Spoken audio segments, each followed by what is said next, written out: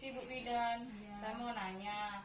Saya kan ini habis baru lahiran. Nah, jadi tuh saya bingung mau KB apa.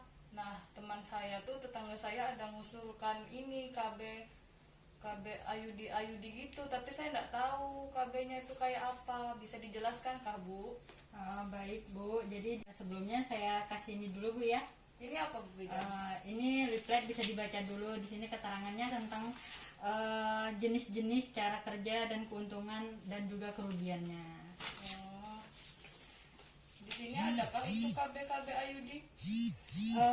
Ada juga Bu yang terakhir alat kontrasepsi dalam rahim atau AKDR atau yang disebut IUD. Jadi sebelumnya Ibu pasti belum tahu Bu ya pengertian tentang KB. Nah, jadi di sini saya ingin menjelaskan sedikit tentang pengertian KB. Nah, jadi KB itu keluarga berencana. Itu adalah usaha untuk mengukur jumlah dan jarak anak yang diinginkan.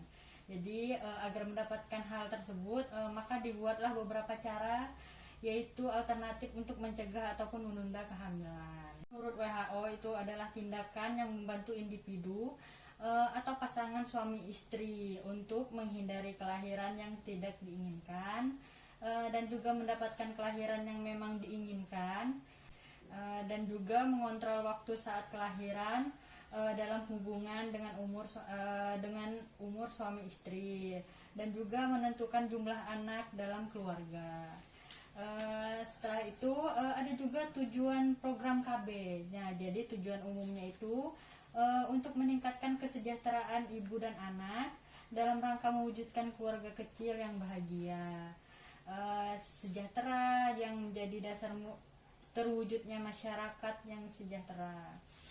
Ada juga, jadi itu tadi tentang tujuannya Bu ya. Ada juga di sini manfaat KB Bu. Nah, jadi manfaat KB ini menurunkan angka kematian ibu dan juga mencegah terjadinya kanker uterus dan ovarium, dan juga memberikan kontribusi bagi pembangunan berkelanjutan yang berwawasan kependudukan. Nah, Kanker uterus dan ovarium ya? iya. Nah, selanjutnya, nah jadi di sini ada juga jenis-jenis cara kerja dan juga keuntungan, ada juga kerugiannya, Ibu. Jadi di sini ada juga pil KB. Ibu pastinya sudah tahu pil KB Bu ya, tapi pastinya kan Ibu belum tahu juga apa manfaat dan kerugiannya juga. Nah, itu Ibu mengurangi perdarahan saat menstruasi dan juga mengurangi gejala PMS seperti haid gitu, dan juga membuat siklus haid lebih teratur dan meningkatkan kepadatan tulang, mengurangi resiko penyakit kanker dan stroke. Jadi Bu, ada juga kekurangan dari pil KB tadi. Jadi kekurangannya itu meningkatkan resiko hipertensi dan juga tekanan darah tinggi, dan juga meningkatkan berat badan, dapat mengganggu produksi ASI juga Ibu. Nah, jadi pil KB ini juga tidak mengurangi resiko infeksi menular seksual. Nah, jadi itu tadi penjelasan tentang pil KB Bu ya, keuntungan, kelebihan dan kerugiannya juga, kekurangannya. Nah, ada terus suntik KB gitu Bu. Oh, yang suntik KB itu Bu ya? Iya, yang suntik KB. Ibu pasti udah tahu Bu ya, suntik KB. Nah, jadi kelebihannya untuk suntik KB ini Bu, tidak mengganggu hubungan seksual, dan juga tidak mengganggu produksi ASI. Cocok digunakan bagi klien yang pelupa atau lupa minum pil seperti itu Bu. Nah, ada juga kekurangannya. Jadi kekurangannya ini kesuburan lama kembali, kegemukan. Nah, jadi itu tadi kerugian, kekurangan dan kelebihan dari suntik KB. Suntik KB. Iya, jelas. Nah, jadi di sini ada juga implan Bu. Nah, jadi untuk implan ini yang dipasang, yang dibilang orang awam itu susuk gitu Bu. Oh, Nah, susuk-susuk itu ya? iya. Nah, jadi implan ini alat kontrasepsi dengan cara memasukkan tabung kecil di bagian kulit, pada bagian tangan, yang dilakukan oleh dokter. Nah, cara kerjanya mengentalkan lendir serviksnya dan mengurangi proses pembentukan endometrium sehingga sulit terjadinya, maksudnya sulit terjadinya pembuahan gitu Bu.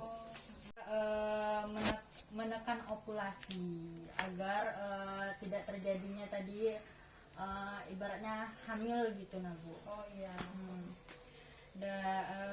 Dan ini efektivitasnya juga sangat efektif Bu, kegagalannya 0,2-1 kehamilan per 100 perempuan.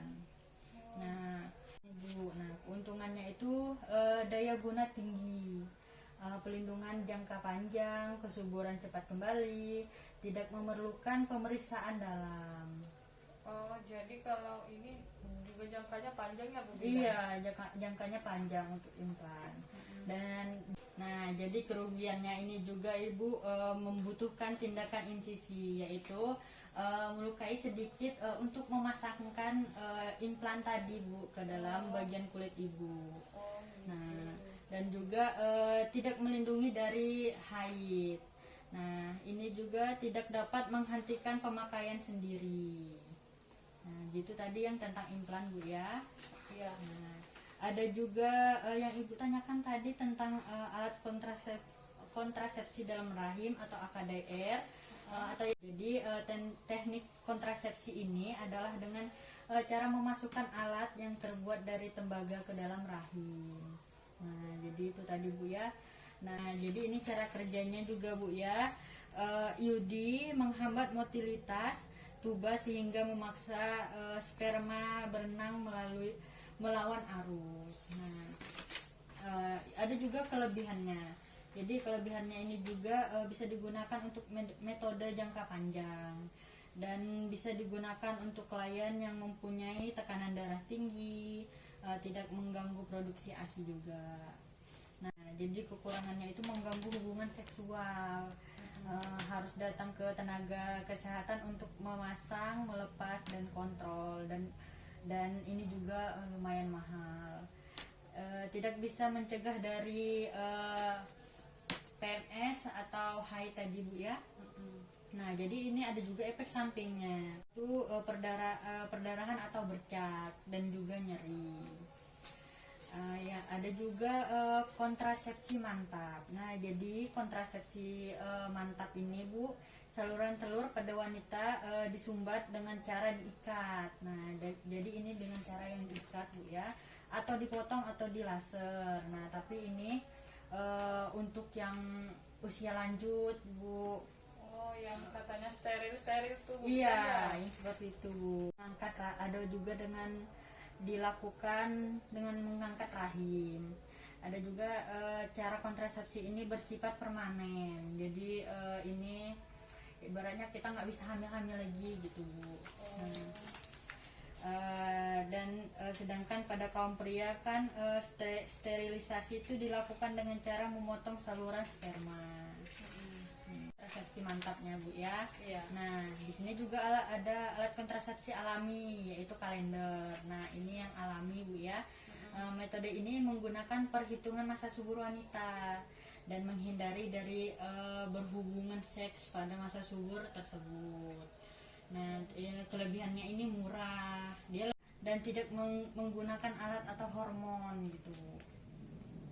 Jadi Bu, ada juga kekurangannya. Nah, jadi kekurangan dari kalender tadi, alat kontrasepsi alami, kurang efektif. Kegagalannya metode ini pada tahun pertama mencapai 20%. Nah, karena banyak sekali yang gagal menggunakan metode ini Bu. Soalnya dia kan menghitung masa subur, sedangkan masa subur kan kadang ada bagi ibu-ibu yang tidak teratur gitu. Jadi dan juga ada KB alami menyusui. Nah, jadi pada ibu yang menyusui anaknya secara eksklusif, pembuahan tidak dapat terjadi selama 10 minggu pertama, sehingga kehamilan dapat dicegah. Dan juga ini kelebihannya sama seperti sistem kalender tadi Bu. Jadi tapi kan masih kurang efektif juga Bu ya, kayak alat kontrasepsi kalender tadi. Nah, ada juga kekurangannya Bu. Jadi bisanya pasang pasangan yang menggunakan metode ini menunggu hari pertama setelah melahirkan untuk berhenti berhubungan seks. Padahal masa pembuahan terjadi sebelum adanya menstruasi. Oh, Nah, gitu ya. jadi itu tadi Bu ya, kekurangan dan kelebihannya. Jadi bagaimana Bu? Bu Bidan ini sudah seperti apa? Saya dengarnya, saya sudah mengerti apa yang Ibu jelaskan. Jadi ini kayaknya sudah jelas juga. Bisa Ibu ulangi lagi apa saja yang Ibu tangkap tadi yang sudah saya jelaskan? Ibu menjelaskan dari KB yang pil itu bisa mengurangi pendarahan juga saat haid. Iya. Lalu yang suntik kelebihannya tidak mengganggu hubungan seksual. Nah, lalu yang implan itu katanya kita harus ini dulu ya, apa, dilukai dulu ya tangannya. Iya. Sepertinya kalau yang ini, yang IUD yang saya dengar ini, dia ada nyerinya, efek sampingnya. Menyusui itu kurang efektif ya. Iya, sangat kurang efektif. Jadi soalnya yang menggunakan alat kontrasepsi kalender ini sering sekali ibaratnya gagal gitu. Jadi bagaimana Bu rencananya mau menggunakan metode apa Bu? Sepertinya masih saya- dipikirkan dulu Bu ya? Mau dikonsultasikan juga sama suami saya. Oh iya, baik Bu, sudah tidak ada lagi yang ditanyakan Bu. Iya, sudah jelas semua. Baik, terima kasih sudah berkunjung ya Bu. Iya, terima kasih Bu Bi.